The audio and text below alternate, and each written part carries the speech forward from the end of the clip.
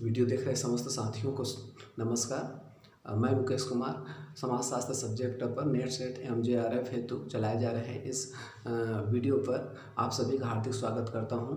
जैसे कि पूर्व वीडियो में हमारे द्वारा समूह की जो प्रारंभिक जानकारियां थी उसके ऊपर डिस्कशन किया गया। आज के इस वीडियो में समूह के अन्य कॉन्सेप्ट, समूह के टॉपिक पर ही अन्य कॉन्सेप्ट जिसमें मुख्य रूप से प्राथमिक समूह की अवधारणा, दूसरा द्वितीयक समूह की अवधारणा, तीसरा एथनोसेंट्रिज्म की अवधारणा, इसके अतिरिक्त जीनोसेंट्रिज्म की अवधारणा, इसके अतिरिक्त स्वसमूह केंद्रितावाद की अवधारणा, इसके अतिरिक्त संदर्भ समूह की अवधारणा और लास्ट में इस वीडियो के अंत में समूह का वर्गीकरण जो विभिन्न समाजशास्त्रियों द्वारा अलग अलग तरीके से किया गया है उसके ऊपर डिस्कशन करेंगे। तो चलिए प्रारंभ करते हैं। फर्स्ट में प्राथमिक समूह की अवधारणा। प्राथमिक समूह की अवधारणा समाजशास्त्र की प्रमुख अवधारणा है और इस अवधारणा को जो विद्वान है उसका नाम है चार्ल्स कूले। चार्ल्स कूले ने 1909 में एक पुस्तक लिखा और उस पुस्तक का नाम है सोशल ऑर्गेनाइजेशन। इस सोशल ऑर्गेनाइजेशन नामक पुस्तक में ही चार्ल्स कूले ने प्राथमिक समूह की अवधारणा दिया और प्राथमिक समूह की अवधारणा उन्होंने बताया कि ऐसे समूह जिसमें आमने सामने के घनिष्ठ संबंध होते हैं और उस समूह में हम की भावना होती है उसको चार्ल्स कूले ने प्राथमिक समूह कहा।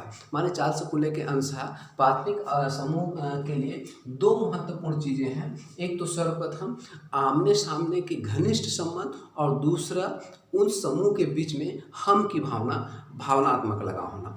दो महत्वपूर्ण फैक्टर हैं प्राथमिक समूह की अवधारणा के लिए चार्ल्स कूले के अनुसार। इसके अतिरिक्त तीसरा कोई अन्य फैक्टर नहीं है। इस दो महत्वपूर्ण फैक्टर को आपको याद करना है।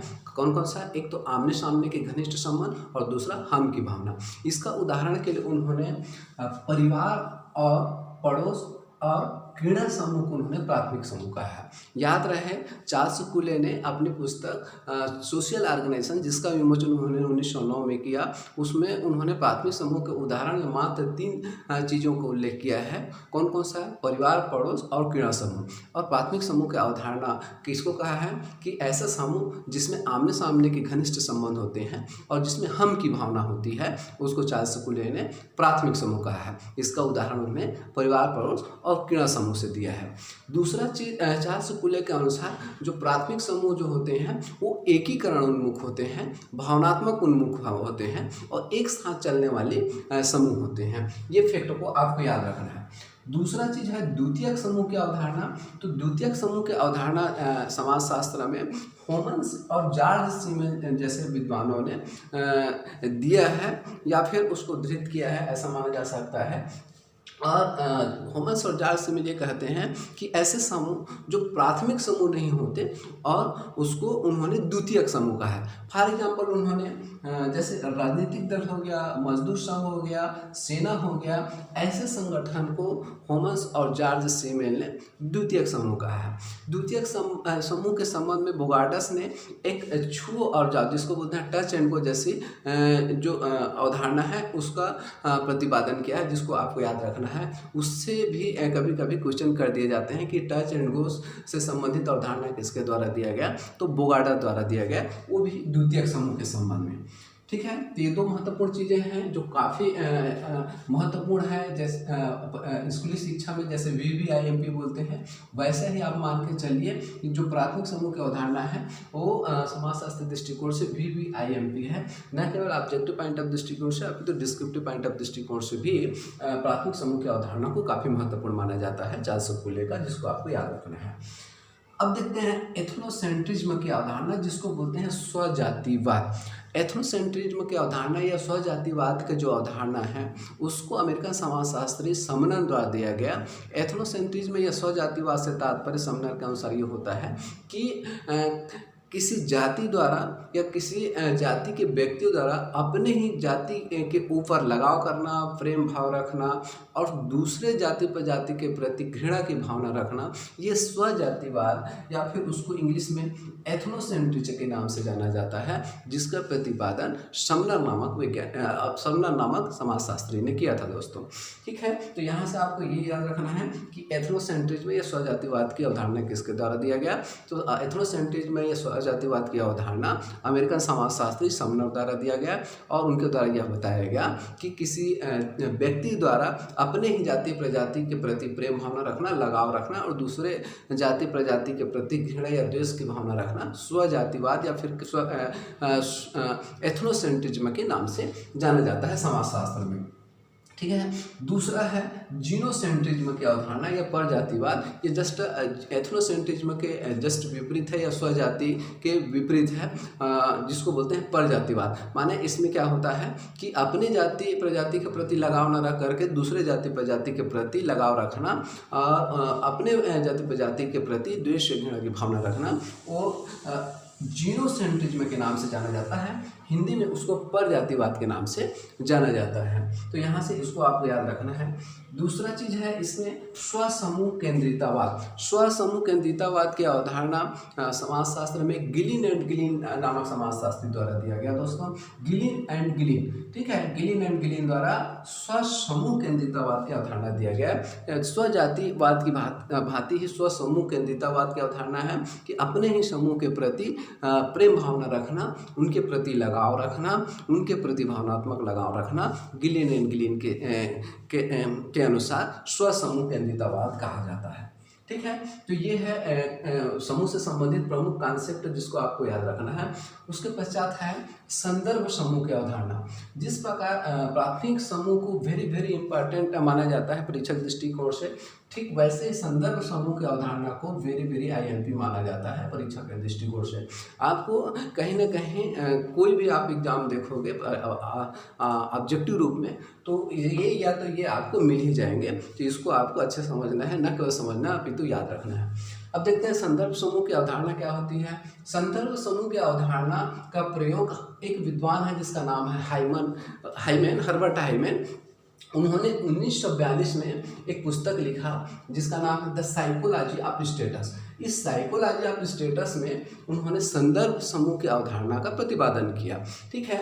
लेकिन बाद में इसका विस्तृत प्रयोग करने वाले जो विद्वान थे उसमें मुख्य रूप से अमेरिकन समाजशास्त्री मर्टन एंड रासी ने इसका व्यापक प्रयोग किया कि इसका संदर्भ समूह का। अच्छा, यहाँ पर एक याद रखना है आपको दोस्तों कि संदर्भ समूह जो होती है वो सापेक्ष वंचना से क्रिएट होती है या उसी से पैदा होती है। क्वेश्चन में यहीं से क्वेश्चन किए जाते हैं कि संदर्भ समूह किससे पैदा होती है या संदर्भ समूह के लिए क्या कारण होते हैं। तो यहाँ से आपको सापेक्ष वंचना चीज़ों को याद रखना है। अब देखते हैं संदर्भ समूह होती क्या है। हर्बर्ट हाइमन और जो मर्टन और रासी हैं जो विद्वान अमेरिका का, उनके अनुसार संदर्भ समूह एक ऐसा समूह होता है जिसमें कोई व्यक्ति सदस्य नहीं होता लेकिन उस समूह के सदस्य होने की आकांक्षा रखता है, तो उसको हर्बर्ट हाइमन और मर्टन एंड रासी ने संदर्भ समूह कहा है। माने कहने का मतलब ये है कि यदि किसी व्यक्ति द्वारा किसी समूह के प्रति सापेक्ष वंचना होती है, माने कहने का मतलब उसमें शामिल होने की भावना आ जाती है। माने आप ऐसे और भी समझ सकते हो कि यदि कोई व्यक्ति किसी समूह का सदस्य नहीं है लेकिन उस समूह के सदस्य होने की आकांक्षा रखता है। फॉर एग्जांपल मैं प्रोफेसर हूँ तो मेरे को ऐसा लगेगा कि काश मैं प्रिंसिपल हो जाता, और प्रिंसिपल यदि कोई है तो उसको लगता कि काश मैं कमिश्नर हो जाता।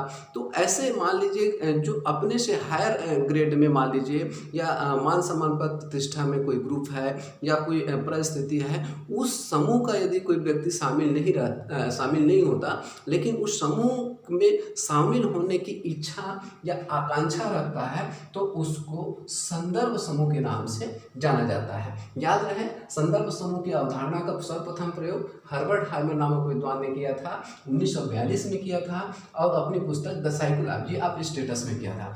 बाद में इसका विस्तृत प्रयोग मर्टन एंड रासी जो कि अमेरिकन समाजशास्त्री है, उन्होंने अपनी पुस्तक द अमेरिकन सोल्जर में किया। एक्चुअल में क्या है, उन्होंने देखा मर्टन एंड रासी ने कि जो अमेरिकी कंट्री में जो निचले तबके के सेना में जो निचले तबके के जो सिपाही होते हैं उन लोगों का ये इच्छा था कि जो ऊपर में जो कर्नल रैंक के जो अधिकारी होते हैं उस लोगों को जो मान सम्मान और पेमेंट जो मिलता था, तो उनको देखा देखी उनको ऐसा इच्छा जागृत हुआ कि काश हम उसके ग्रुप में हम हम लोग शामिल रहते हैं। और ये जो कारण था वो किसके कारण था? सापेक्ष वंचना के कारण था।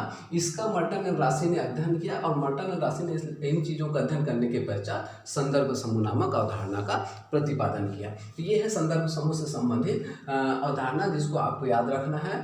आपको यहाँ से यही याद रखना है कि ऐसा समूह जिसमें व्यक्ति सदस्य नहीं होता लेकिन उस समूह की सदस्यता होने की आकांक्षा रखता है, उसको संदर्भ समूह के नाम से जाना जाता है। संदर्भ समूह जैसे कि प्रारंभिक जो प्रयोग है हर्बर्ट हाइमन द्वारा अपनी साइकोलॉजी ऑफ स्टेटस में किया गया। बाद में इस शब्दावली का व्यापक प्रयोग अमेरिकन समाजशास्त्री मर्टन राशी ने द अमेरिकन सोल्जर नामक पुस्तक में इसका व्यापक प्रयोग किया। ठीक है, अब उसके बाद लास्ट में देखते हैं समूहों का वर्गीकरण। यहाँ से भी क्वेश्चन कर दिए जाते हैं, इसको भी आपको याद रखना है। अलग अलग विद्वानों द्वारा अलग अलग वर्गीकरण किया गया है समूह का, जिसको आपको याद रखना है। फॉर एग्जाम्पल मर्टन है जो अमेरिकन समाजशास्त्री है, उनके द्वारा समूह का वर्गीकरण सदस्यता समूह, असदस्यता समूह के रूप में किया गया है। माने मर्टन ने समूह का वर्गीकरण सदस्यता समूह और असदस्यता समूह के रूप में किया। जिसके सदस्य होते हैं वो सदस्यता समूह और जिसके सदस्य नहीं होते उसको असदस्यता समूह के नाम से उन्होंने वर्गीकृत किया। दूसरा है न्यू काम द्वारा समूह का वर्गीकरण सकारात्मक समूह और नकारात्मक समूह के रूप में किया गया है। दो हो गया, एक तो मर्टन द्वारा सदस्यता समूह और असदस्यता समूह, दूसरा न्यू काम द्वारा सकारात्मक समूह और दूसरा है नकारात्मक समूह। इसी प्रकार से सोरोकिन द्वारा समतल समूह और लंबवत समूह, ये भी आईएमपी है, इसको आपको याद रखना है। समतल समूह और लंबवत समूह के रूप में वर्गीकरण किसके द्वारा किया गया है, ऐसा क्वेश्चन आ जाता है कभी कभी। तो सोरोकिन द्वारा समूहों का वर्गीकरण समतल समूह और लंबवत समूह के रूप में किया गया।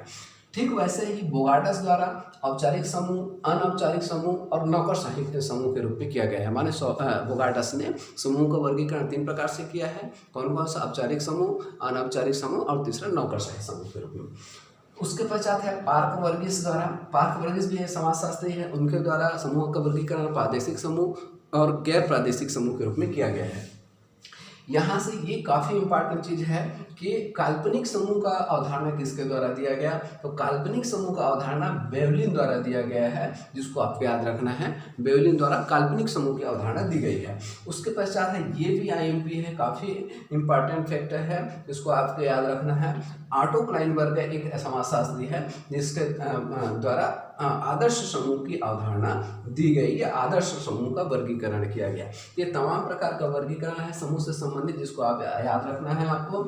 एक तो सर्वप्रथम मर्टन द्वारा सदस्यता असदस्यता समूह, दूसरा न्यू काम द्वारा सकारात्मक एवं नकारात्मक समूह, तीसरा है सोरोकिन द्वारा समतल एवं लंबवत समूह, इसके पश्चात बोगार्टस द्वारा औपचारिक समूह, अनौपचारिक समूह, नौकरशाही समूह, पार्कवर्गीस द्वारा प्रादेशिक और गैर प्रादेशिक समूह, बेवलिन द्वारा काल्पनिक समूह और इसके साथ ही साथ ऑटो क्लाइनबर्ग द्वारा आदर्श समूह के रूप में वर्गीकरण किया गया है।